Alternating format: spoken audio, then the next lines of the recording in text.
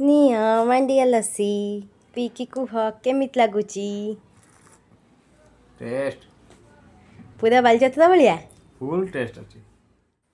ତ ଏଥର ବାଲିଯାତ୍ରାରେ ମୁଁ ଆଣିଥିଲି ଏଇ ମାଣ୍ଡିଆ ଚୁନା। ଆସନ୍ତୁ ୟାର ପ୍ରିପାରେସନ୍ ଦେଖିବା। ଫାଷ୍ଟ କିଛି ପାଣିରେ ଗୋଟେ ଚାମଚ ମାଣ୍ଡିଆ ଚୁନାକୁ ଦେଇକି ତାକୁ ଭଲସେ ଗୋଳେଇବା। ପୁରା ସେଟା ମେଲ୍ଟ ହେଇସାରିଲା ପରେ ପାଣିରେ ପୁରା ମିକ୍ସ ହେଇସାରିଲା ପରେ ତାକୁ ଗରମ ପାଣିରେ ସେଟାକୁ ଆଉଟିବା। ଏଇ ପର୍ଯ୍ୟନ୍ତ ତାର ଥିକନେସ୍ ରହିବ। ଏଇ ଥିକନେସ୍ ପର୍ଯ୍ୟନ୍ତ ତାକୁ ଆମେ ଘାଣ୍ଟି ଚାଲିବା। ତାପରେ ଆମେ ତାକୁ ଗୋଟେ ଗ୍ରାଇଣ୍ଡର ଜାରରେ ବାହାର କରିବା।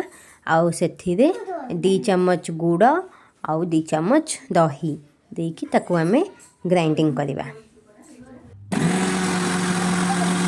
ତାପରେ ତାକୁ ଥଣ୍ଡା କରିବା ପାଇଁ ଆମେ ଫ୍ରିଜରେ ରଖିବା। ଥଣ୍ଡା ହେଇସାରିଲା ପରେ ଥଣ୍ଡା ଥଣ୍ଡା ମାଣ୍ଡିଆ ଲସି ପିଇବା। ତ ଏଇ ଲସି ପାଇଁ ମୁଁ କେତେ କ୍ୱାଣ୍ଟିଟି ଦେଇଥିଲି ଆସନ୍ତୁ ଜଣାଉଛି। ଏଇ କପ୍ରେ ମୁଁ 2 କପ୍ ପାଣି ନେଇଥିଲି ଆଉ ଏଇଥିରେ 1 ଚାମଚ ମାଣ୍ଡିଆ ଚୁନା ନେଇଥିଲି। ତାହେଲେ ଆପଣ 1.5 କପ୍ ମାଣ୍ଡିଆ ଲସି ପାଇପାରିବେ।